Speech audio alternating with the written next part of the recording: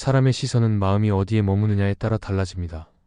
같은 상황을 보아도 어떤 사람은 절망을 보고 어떤 사람은 소망을 봅니다. 그 차이를 만드는 것은 생각과 마음을 무엇으로 채우느냐입니다. 하나님의 말씀을 깊이 묵상하면 세상을 바라보는 눈이 달라집니다.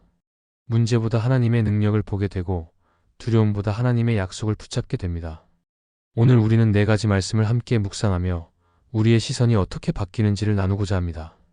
이 말씀들이 우리의 마음에 뿌리 내릴 때 삶의 방향과 태도가 새롭게 세워질 것입니다. 첫째, 시편 119편 11절의 말씀을 기억하세요.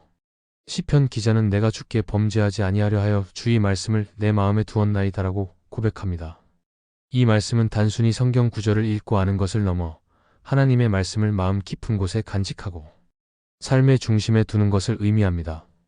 말씀을 마음에 둔다는 것은 마치 귀한 보물을 안전한 곳에 보관하듯 하나님의 뜻과 가르침을 내 생각과 감정, 그리고 행동의 기초로 삼는 것입니다. 그렇게 할 때 우리는 유혹과 시험이 다가와도 쉽게 흔들리지 않고 죄로 이끄는 길을 분별하며 피할 수 있습니다. 사람이 죄에 넘어가는 이유는 단순히 유혹이 강해서만이 아니라 마음속에 하나님의 말씀보다 세상의 가치와 욕심이 더 크게 자리 잡고 있기 때문입니다. 말씀을 마음에 두지 않으면 상황과 감정이 우리의 선택을 좌우하게 되고 순간적인 쾌락과 편안함을 위해 하나님과 멀어질 수 있습니다.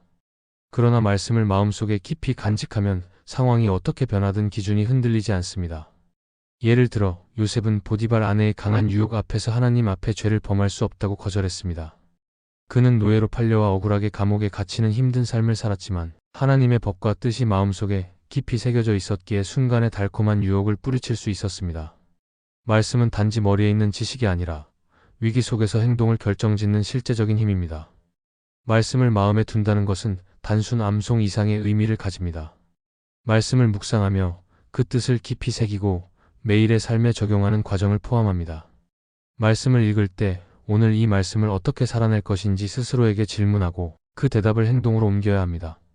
그렇게 할 때 말씀은 단순히 종이 위의 글자가 아니라 살아 움직이며 나의 언어와 행동을 변화시키는 능력이 됩니다. 또한 말씀은 우리의 내면을 지켜주는 방패입니다.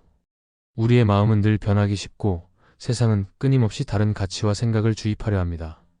이런 환경 속에서 말씀은 마치 나침반처럼 방향을 잡아주고 폭풍 속에서 배를 고정시키는 닷처럼 우리를 붙들어줍니다. 말씀을 마음에 둔 사람은 세상의 흐름과 유행이 아무리 바뀌어도 믿음의 중심을 잃지 않습니다. 오히려 세상을 바라보는 시선이 변하고 하나님의 관점에서 상황을 해석하게 됩니다. 말씀을 마음에 두기 위해서는 꾸준한 훈련이 필요합니다. 하루의 시작을 말씀과 함께하며 그 말씀을 하루 종일 되새기는 습관을 가져야 합니다. 말씀을 기록하고 기도할 때 그 말씀을 붙잡고 하나님께 고백하는 것도 도움이 됩니다. 또한 삶 속에서 만나는 상황마다 이 말씀이라면 어떻게 행동해야 할지를 생각하며 선택하는 훈련을 해야 합니다. 이 과정이 반복되면 말씀은 점점 마음 깊숙이 자리 잡게 되고 위기와 유혹의 순간에 자연스럽게 떠올라 행동의 기준이 됩니다. 결국 시편 기자의 고백처럼 말씀을 마음에 두는 것은 죄의 길을 피하고 하나님이 기뻐하시는 길을 선택하게 하는 가장 확실한 방법입니다. 유혹이 강해질수록 말씀이 주는 힘은 더욱 분명해집니다. 그러므로 우리는 날마다 말씀을 마음에 채우고 그 말씀으로 생각과 행동을 지키며 하나님의 진리 안에서 살아가야 합니다. 이렇게 말씀을 마음에 깊이 새기는 사람은 시선이 달라집니다. 죄와 유혹이 아니라 거룩함과 하나님의 영광을 바라보게 되고 세상의 혼란 속에서도 분명한 길을 걸어갈 수 있게 됩니다. 하나님께 쓰임받는 삶은 이렇게 말씀을 마음에 두는 데서부터 시작됩니다. 둘째, 디모데후서 3장 16절의 말씀을 기억하세요. 사도 바울은 모든 성경은 하나님의 감동으로 된 것으로 교훈과 책망과 바르게 함과 의로 교육하기에 유익하다고 말했습니다. 이 말씀은 성경이 단순한 종교 서적이나 옛 기록이 아니라 하나님의 숨결이 담긴 살아있는 말씀임을 선포합니다. 하나님의 감동으로 쓰여졌다는 것은 성경의 모든 내용이 하나님의 뜻과 성품을 드러내고 우리의 삶을 바로잡고 변화시키는 능력을 가지고 있다는 뜻입니다. 그래서 성경은 우리의 신앙과 삶의 모든 영역에서 기준이 되어야 합니다. 성경은 먼저 교훈을 줍니다. 교훈은 무엇이 옳고 바른지를 가르치는 역할입니다. 세상의 가르침은 시대와 문화에 따라 변하지만 성경의 교훈은 변하지 않는 하나님의 진리를 전합니다. 이 교훈은 단순한 지식 전달이 아니라 우리가 하나님의 백성으로 어떻게 살아야 하는지를 보여주는 길잡이입니다. 말씀 속의 교훈을 배우면 삶의 여러 갈림길에서 어떤 길을 선택해야 하는지 분명히 알 수 있습니다. 성경은 책망의 역할도 합니다. 책망은 잘못된 길로 가는 우리를 멈추게 하고 바른 길로 돌아오게 하는 경고입니다. 우리는 스스로 옳다고 생각해도 하나님 앞에서 잘못된 길을 걸을 수 있습니다. 그때 말씀은 거울처럼 우리의 모습을 비추어주며 죄와 부족함을 깨닫게 합니다. 이것이 불편하게 느껴질 수 있지만 책망은 하나님의 사랑의 표현입니다. 책망을 받아들이는 사람은 변화와 회복의 길로 들어서게 됩니다. 또한 성경은 바르게 함의 역할을 합니다. 단순히 잘못을 지적하는 데서 끝나지 않고 잘못된 길에서 벗어나 올바른 방향으로 걸어가도록 돕습니다. 말씀은 우리의 생각과 가치관을 새롭게 하고 행동을 하나님이 기뻐하시는 쪽으로 인도합니다. 마치 잘못 조준된 나침반을 다시 북쪽으로 맞추듯 말씀은 우리 인생의 방향을 정확하게 맞춰줍니다. 마지막으로 성경은 의로 교육합니다. 교육은 반복과 훈련을 통해 습관을 만드는 과정입니다. 말씀은 의로운 삶을 계속해서 훈련하게 하고 그 훈련 속에서 하나님의 성품을 닮아가게 합니다. 한 번의 결심이 아니라 말씀을 따라 사는 습관이 만들어질 때 비로소 의로운 삶이 자리 잡습니다. 이 모든 기능이 가능한 이유는 성경이 하나님의 감동으로 쓰여졌기 때문입니다. 성경을 묵상하고 순종하면 우리의 시선은 세상의 기준이 아니라 하나님의 기준으로 맞춰집니다. 그러면 문제를 만났을 때 사람의 말보다 하나님의 말씀을 먼저 떠올리게 되고 상황에 휘둘리지 않고 믿음으로 반응할 수 있습니다. 결국 디모데후서 3장 16절의 말씀은 성경이 단순히 읽어야 할 책이 아니라 우리를 가르치고 잘못을 깨닫게 하며 올바르게 세우고 의롭게 훈련시키는 하나님의 도구임을 알려줍니다. 그러므로 우리는 말씀을 단순히 읽는 데서 멈추지 말고 그 가르침을 마음에 새기고 삶에 적용해야 합니다. 그렇게 할 때 우리의 시선은 점점 하나님의 뜻과 가까워지고 우리의 삶은 말씀 위에 굳건히 세워질 것입니다. 셋째, 이사야 41장 10절의 말씀을 기억하세요. 하나님은 두려워하지 말라. 내가 너와 함께 함이라. 놀라지 말라. 나는 내 하나님이 됨이라. 내가 너를 굳세게 하리라. 참으로 너를 도와주리라. 참으로 나의 의로운 오른손으로 너를 붙들리라고 약속하셨습니다. 이 말씀은 우리의 삶에서 두려움이 찾아올 때 반드시 붙잡아야 할 진리입니다. 우리는 누구나 두려움을 경험합니다.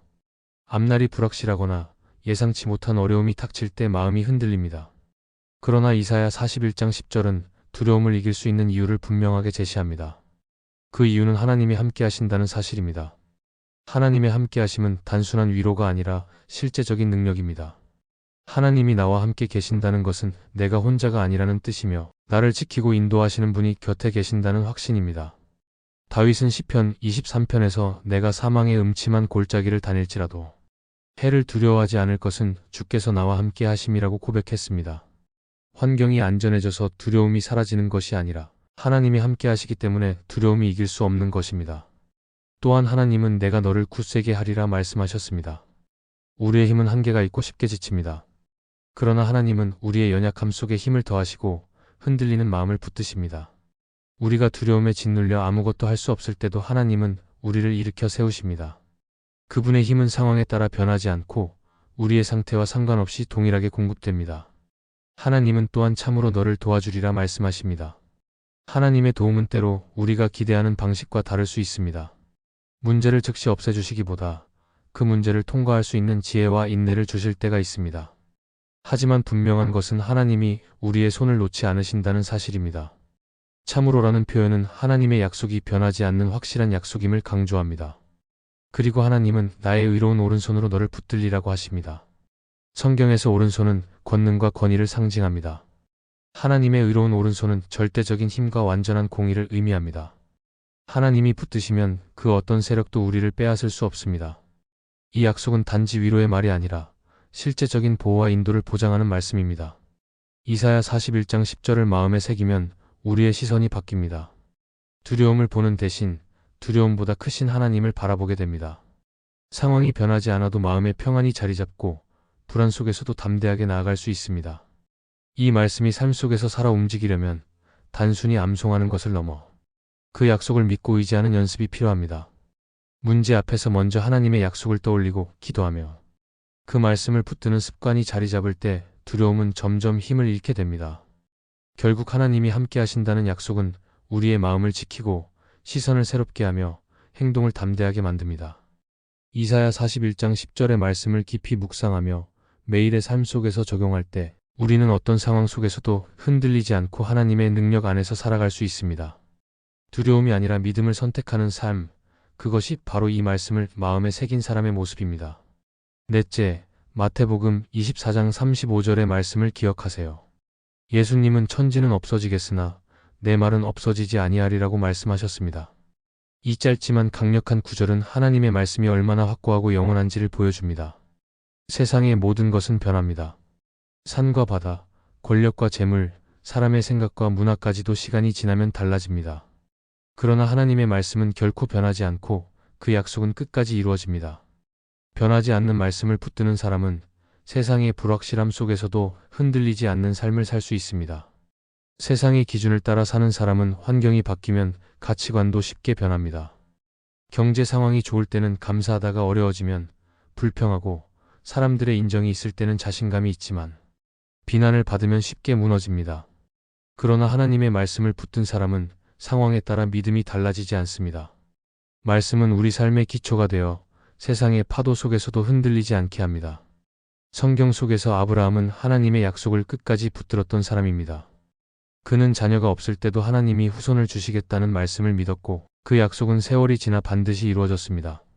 하나님의 말씀은 시간의 흐름에도 불구하고 반드시 성취됩니다. 그래서 말씀에 인생을 세우는 사람은 흔들림 없는 방향을 가지고 살아갈 수 있습니다. 팀 켈러는 그의 책 기도에서 이렇게 말했습니다. 하나님의 말씀은 우리의 감정과 상황 위에 서 있는 절대적인 진리다. 이 말은 상황이 아니라 말씀을 기준으로 살아야 한다는 뜻입니다. 우리의 감정은 매일 바뀌고 상황도 끊임없이 변하지만 말씀은 변하지 않기 때문에 그 위에 삶을 세울 때 안정과 확신을 누릴 수 있습니다. 하나님의 말씀이 영원하다는 것은 단지 변하지 않는다는 의미를 넘어 그 말씀이 우리의 미래를 보장한다는 뜻입니다. 하나님의 약속은 현재뿐 아니라 영원까지 이어지며 그 약속을 붙드는 사람은 어떤 상황에서도 소망을 잃지 않습니다. 말씀은 우리를 하나님의 뜻 안에 안전하게 머물게 하며 잘못된 길로 가지 않도록 인도합니다. 그러므로 우리는 말씀을 단순히 읽는 데서 멈추지 말고 그 말씀 위에 우리의 생각과 선택, 그리고 삶 전체를 세워야 합니다. 말씀을 삶의 최종 기준으로 삼을 때 세상이 어떻게 변하든 우리의 시선은 하나님을 향하게 됩니다. 그리고 그 시선이 흔들리지 않을 때 하나님은 우리를 통해 자신의 뜻을 이루십니다. 결국 마태복음 24장 35절의 말씀은 우리의 삶을 영원히 변치 않는 기초 위에 세우라는 하나님의 초대입니다. 세상은 계속 변하고 사람의 말은 쉽게 사라지지만 하나님의 말씀은 한치도 변하지 않고 그대로 이루어집니다. 이 말씀을 마음에 깊이 새기고 살아간다면 우리는 불확실한 세상 속에서도 담대히 걸어가며 하나님의 영원한 약속을 증거하는 삶을 살게 될 것입니다. 하나님의 말씀을 깊이 묵상하면 우리의 시선이 달라집니다.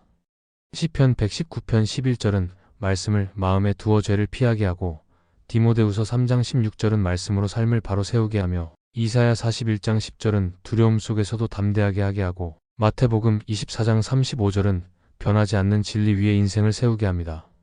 세상은 끊임없이 변하고 우리의 상황도 바뀌지만 하나님의 말씀은 변함이 없습니다. 그러므로 우리는 이 말씀들을 단순히 기억하는 것을 넘어 매일 묵상하며 삶에 적용해야 합니다. 그렇게 할 때 우리의 시선은 문제에서 하나님께로 향하고 불안에서 평안으로, 두려움에서 담대함으로 바뀌게 됩니다.